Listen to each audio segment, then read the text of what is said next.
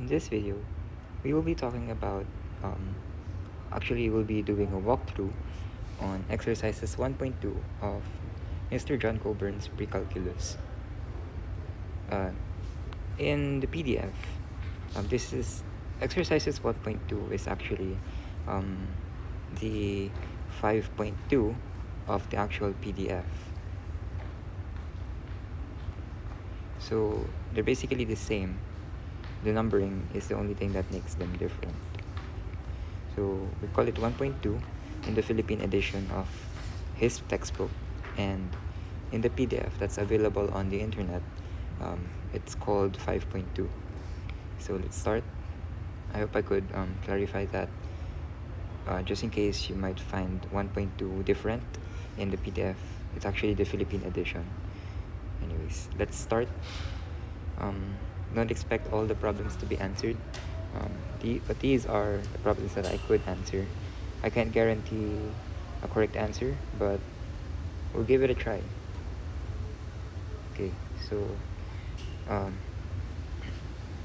given a point on a unit circle, complete the ordered pair for the quadrant indicated.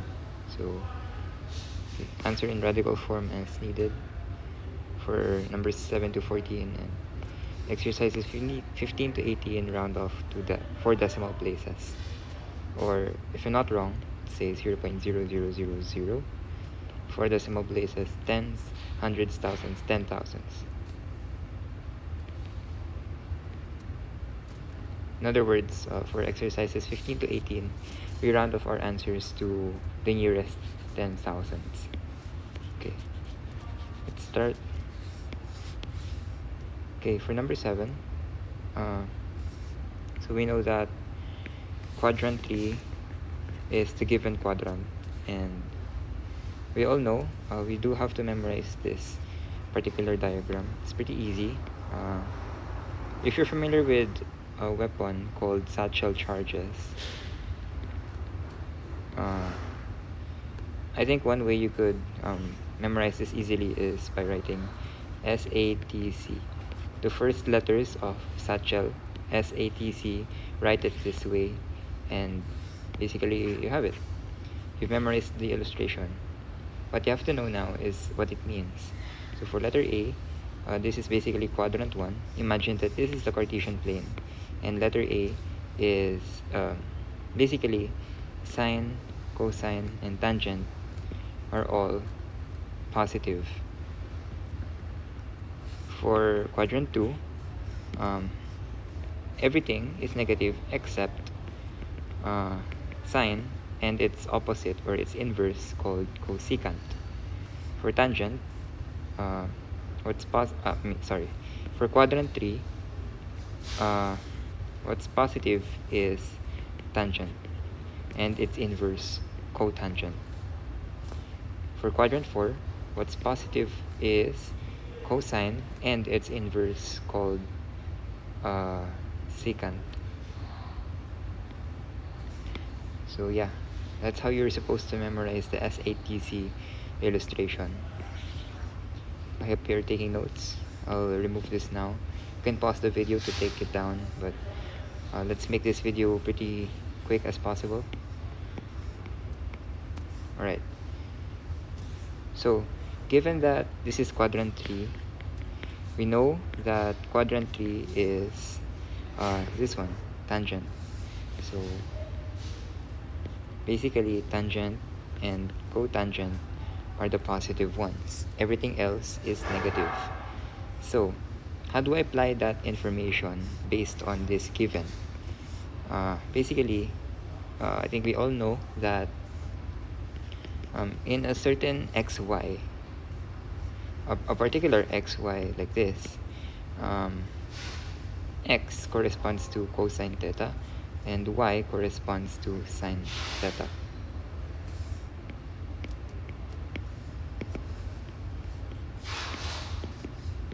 There you go.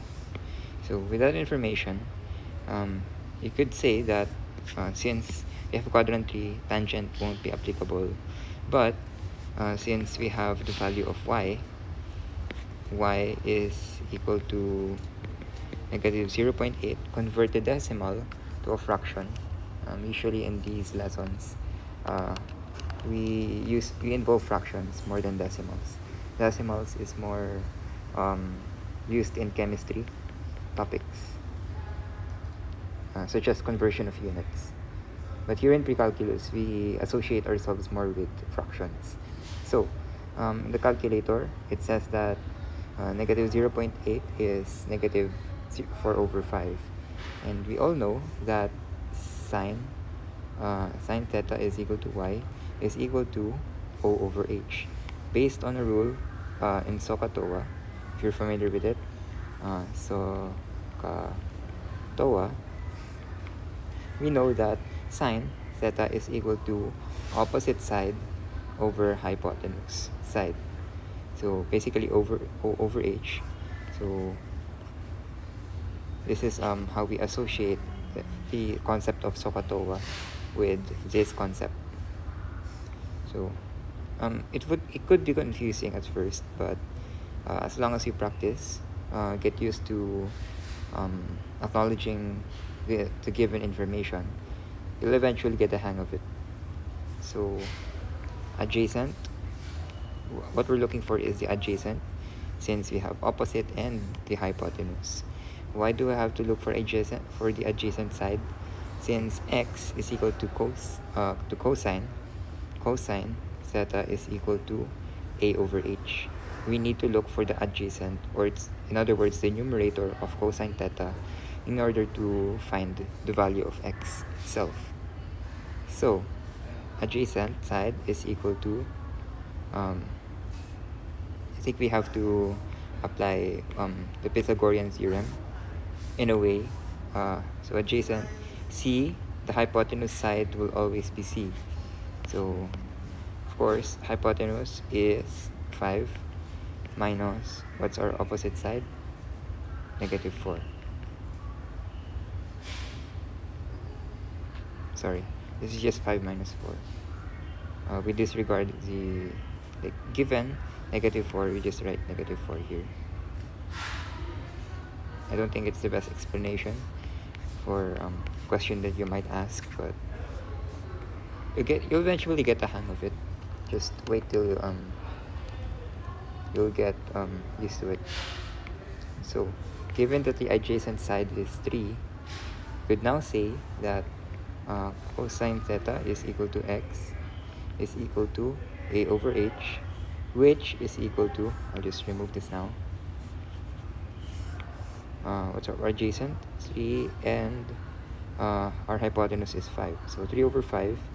And because everything that we're talking about in number 7 is situated in quadrant 3, by which tangent and cotangent are the only positive ones, that means cosine theta is negative. So simply put x is equal to negative 3 over 5, or if you want to convert it to fraction, it could be negative 0.6. And so what we want to do now is basically, I'll just erase these. I hope you've taken note of these important writings. Oops.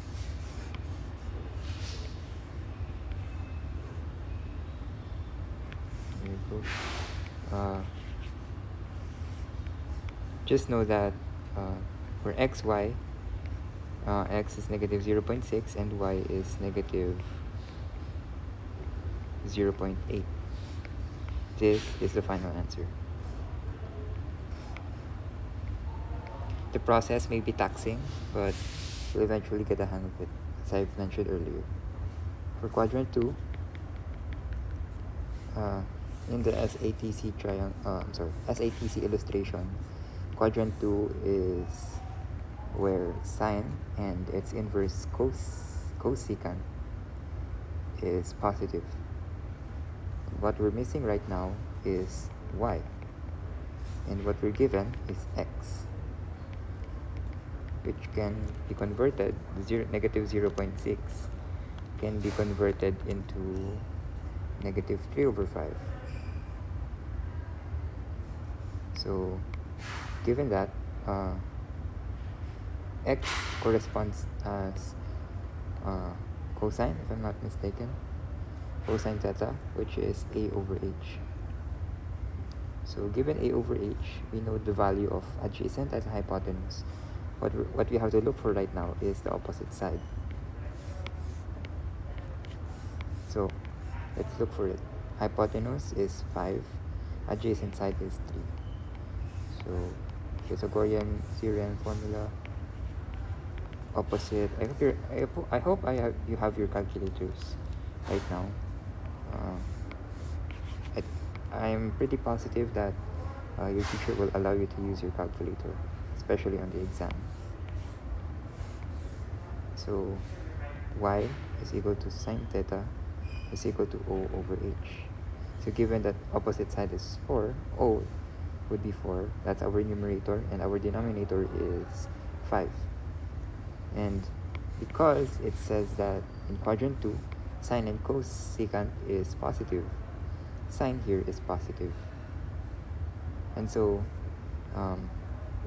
completing the missing value in parentheses, we have, by the way, 4 over 5 in decimal is positive 0.8. So y is positive 0.8. How do we make sure that the operations of our numbers in the parentheses are correct? Well, particularly for number 8, because it's quadrant 2, we all know that in quadrant 2, our x is negative and our y is positive. So based on what we have right now, they match the same credentials, and so we can assure that this is correct, at least in terms of the operation.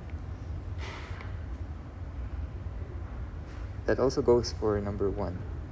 Because it's quadrant 3, we all know that quadrant 3, x and y are both negative. So they match credentials. That means you can make sure that this is correct. For number 9, right? We're not given a decimal this time, and it's quadrant 4. Quadrant 4 is where in SATC only cosine and secant are positive.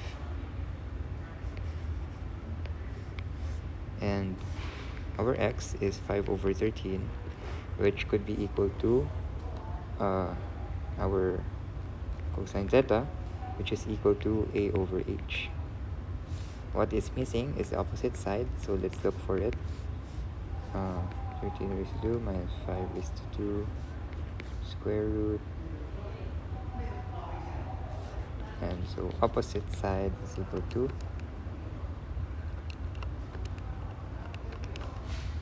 12.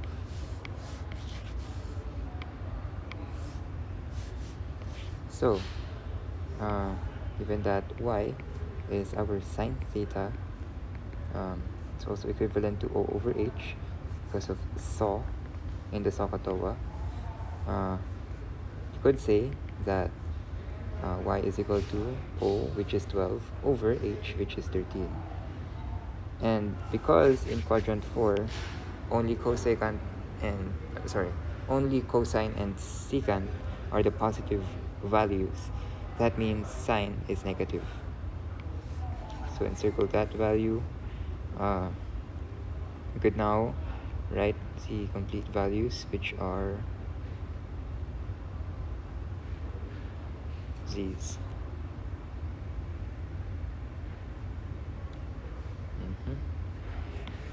Based on what I'm looking right now in my answer key just in front of me, I think I've made a mistake there. What I have here right now is correct. My mistake, I hope you could learn from this. I basically disregarded, so because it's quadrant 4, only cosine and secant are positive. sine is supposed to be negative, but I didn't write the negative symbol. So yeah, I'll just mark something. Alright, let's move to number 10. So for quadrant 4, the same as number 9. Just copy paste it. Only cosine and secant are positive. So given that y is our sine theta, which is equal to negative 8 over 17, which is equal to O over H, you could say that we have to look for the adjacent side. So 17 raised to 2 minus 8 raised to 2, basically square both parties with basically square. And so adjacent is equal to 17 raised to 2 minus 8 raised to 2, which is 15. So given 15, just draw it here. X is equal to cosine theta, which is equal to adjacent over hypotenuse, or A over H. Because of the ka in the SOHCAHTOA, 15 is A and H is 17.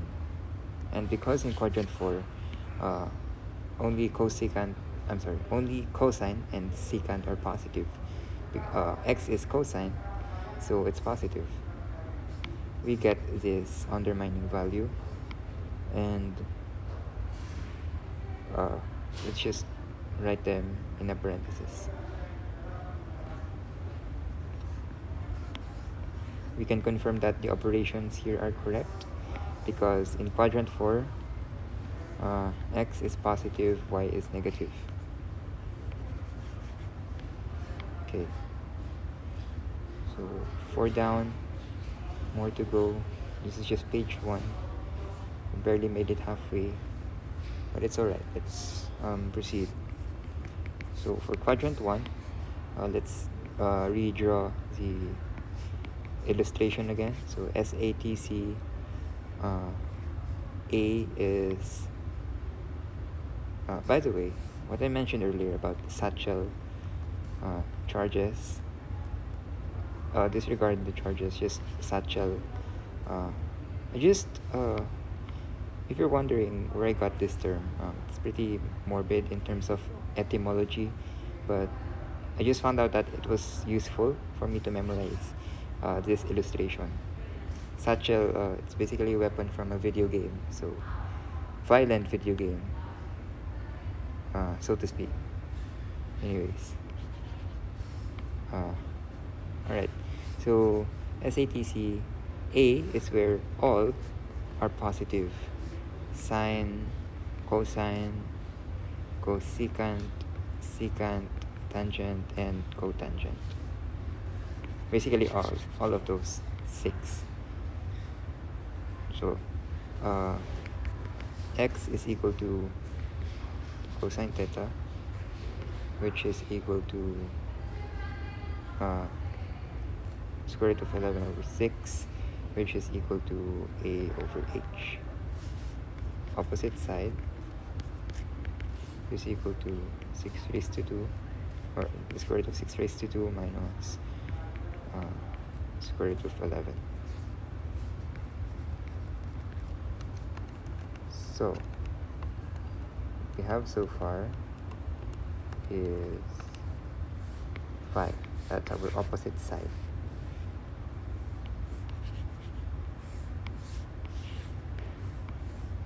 And so because y is equal to sine theta, which is equal to how do we say this, over h, it's basically 5 over h. H is 6, so 5 over 6. And because it's quadrant 1, all is positive. That includes sine being positive.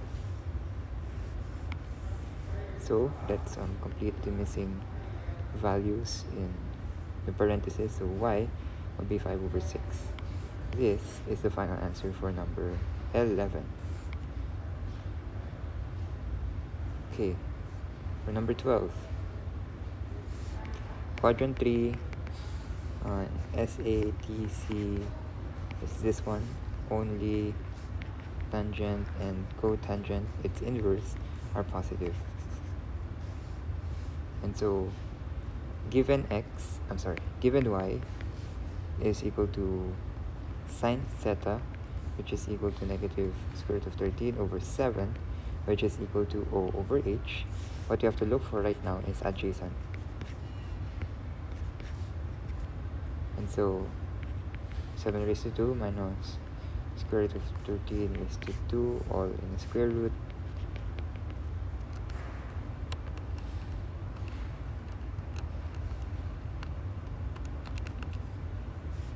It basically gets 6. And so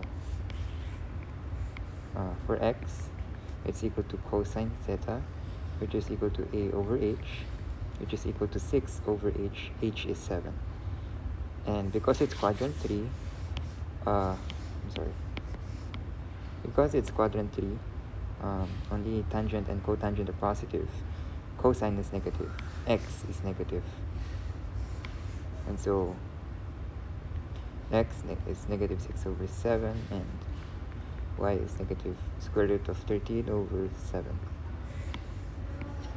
In quadrant 3, it is apparent that x and y are both negative.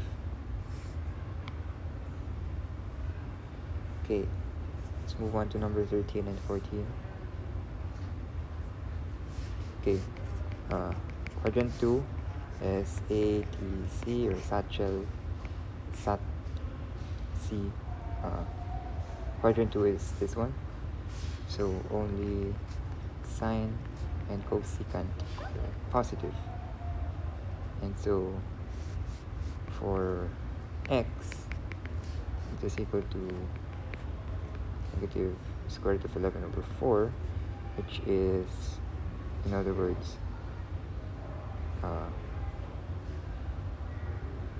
cosine theta, which is A over H. And so opposite side is equal to 4 raised to 2 minus square root of 11 raised to 2, all in the square root. Our answer is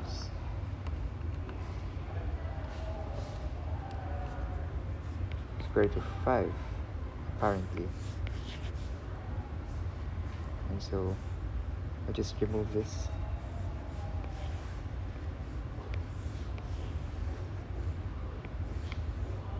Y is equal to sine theta is equal to O over H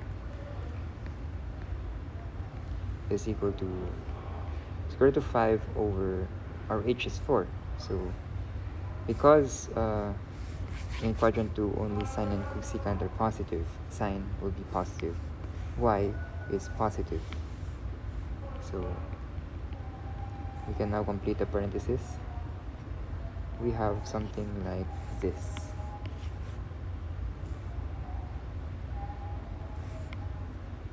Okay, let's move on to number 14.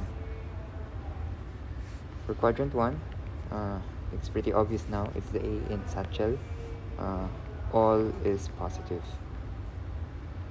And given our y value, it's basically sine theta, which is equal to O over H. Because of saw in SOHCAHTOA, we look for the adjacent.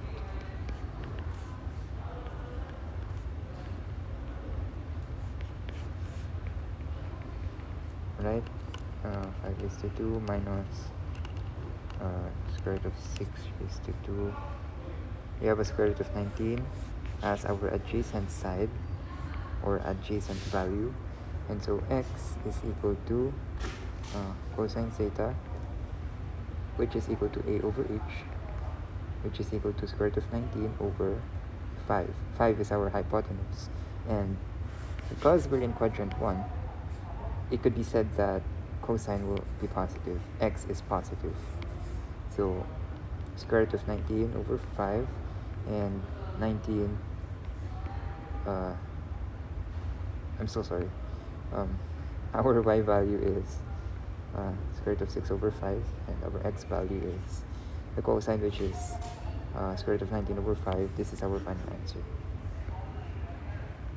In quadrant 1, I think it's pretty obvious that x and y are all positive. So let's leave it at that. Okay.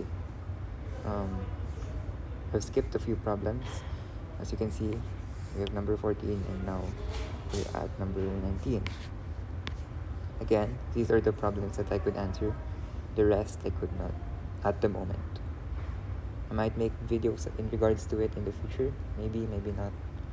Depends on the circumstances. So, first and foremost, I hope that you memorized the unit circle already. Answering all these will be a lot easier if you've memorized the unit circle. Yeah, just find your way on how to memorize it the way you can. How you feel is the easiest for you, the easiest way for you to memorize it. I tell you, it's really useful. You won't get lost. This is how you want to memorize the polyatomic ions when you want to ace in your chemistry 1. So, number 19 to 22 and 28 to 26, you have to verify the point given on a unit circle. And so use the symmetry to find 3 more points on the circle. Okay. So, you might ask why there are 3 more points. How did it exist in the first place? The value that we're given right now, particularly for number 19, is already the point on one side. In the Cartesian plane, we have 4.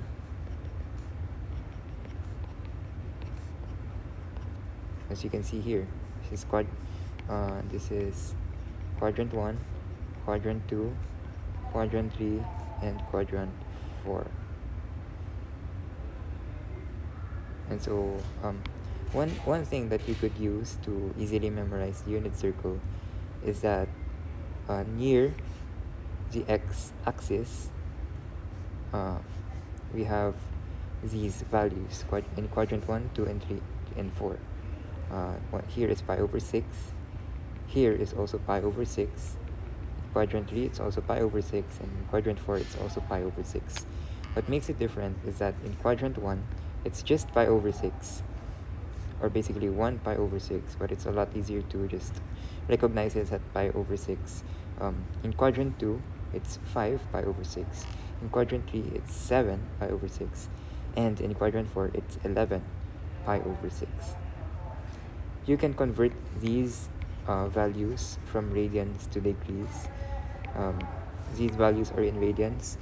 So if you want to convert them to degrees, just multiply them with 180 over pi. Anyways, so we have here the y-axis, and what's closest to the y-axis is the pi over 3.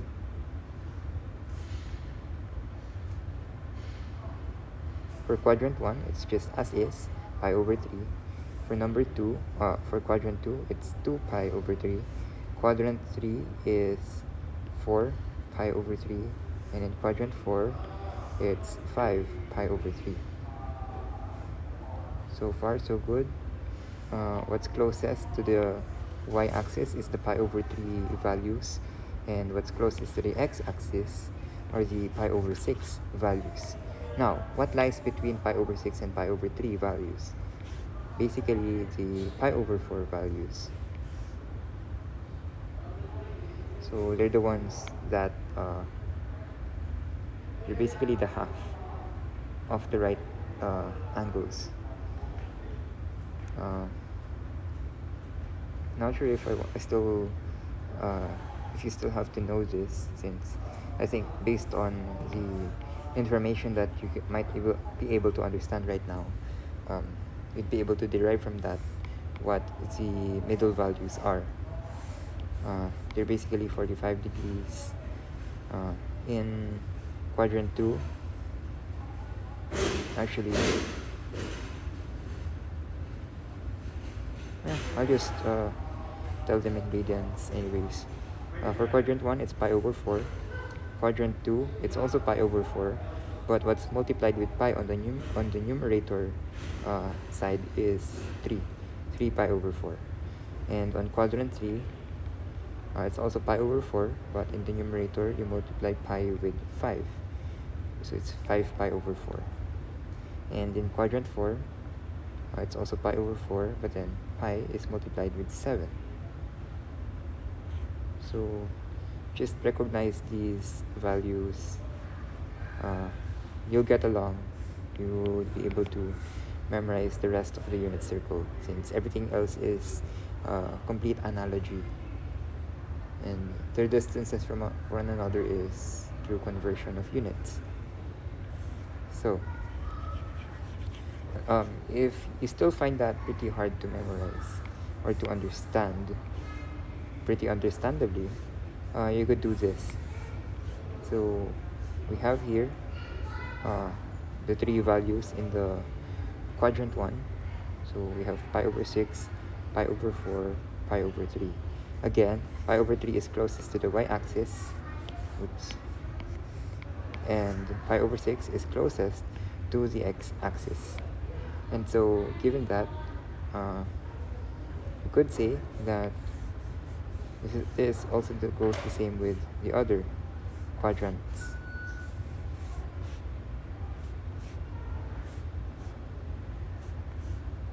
If you want to get over with the walkthrough, you can go ahead and skip this, but for the sake of those who haven't understood the unit circle yet, I'll teach this. So quadrant 2, it's still the same, like this. Pi over 6 is closest to the x-axis, pi over 3 is closest to the y-axis. And pi over 4 will always be in between 6 and 3.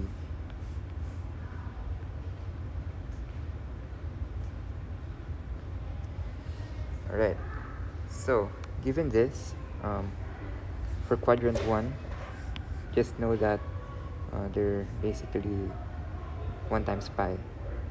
But for quadrant 2, I just copy the same template, but then what's multiplied in the numerator would be from pi over 3 to pi over 6. It's going to be 2, 3, and 5. Memorize those numbers by pattern, by just memorize them that way. And so for quadrant 3, it's 7, 5, 4, and for quadrant 4, it's 5, 7, 11. So by then, you might be able to understand already. One thing that you also want to note is that in pi over 6, the coordinates would be 3 over 2, square root of 3 over 2 and 1 over 2. In pi over 4, it's basically square root of 2 over 2 and another square root of 2 over 2. And for pi over 3, it's basically 1/2 and square root of 3 over 2. The perfect inverse of pi over 6. So keep these into memory, or familiarize yourself with it at least, and you won't fail precalculus. Of course, the coordinates go the same with the other quadrants. The only difference is their operation. So of course, in quadrant 1, x and y are positive. In quadrant 2, x is negative, y is positive. So for instance, in 2 pi over 3, it's basically negative 1/2 and positive square root of 3 over 2. That's just a basic demonstration. For quadrant 3, both x and y are negative. In quadrant 4, x is positive but y is negative. Okay, I think that's enough discussion for the unit circle. Let's start practicing. starting with number 19.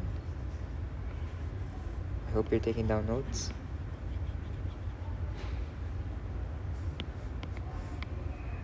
Okay, so number 19, x and y.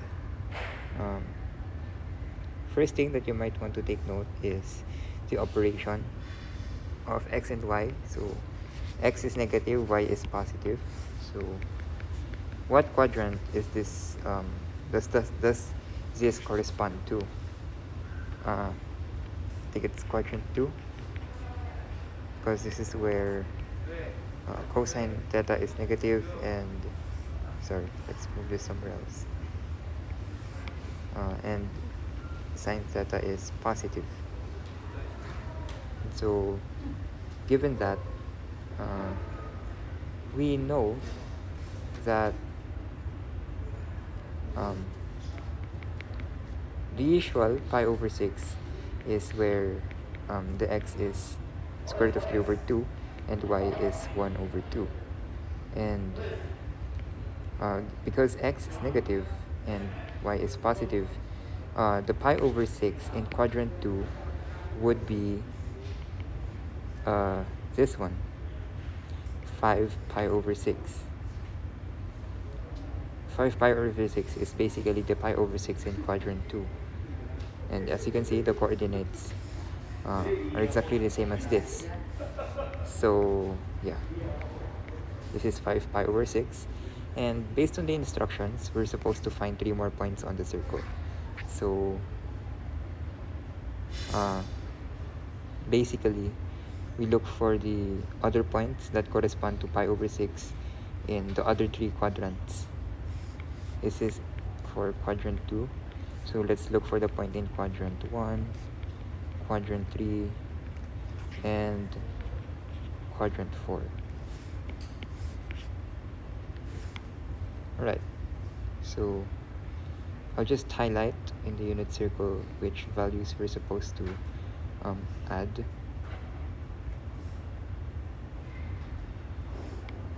So yeah, just copy paste, or as long as you understand the unit circle, you won't be having a hard time. You don't really have to copy them completely from a unit circle table, since if you can see, quadrant 1 in particular,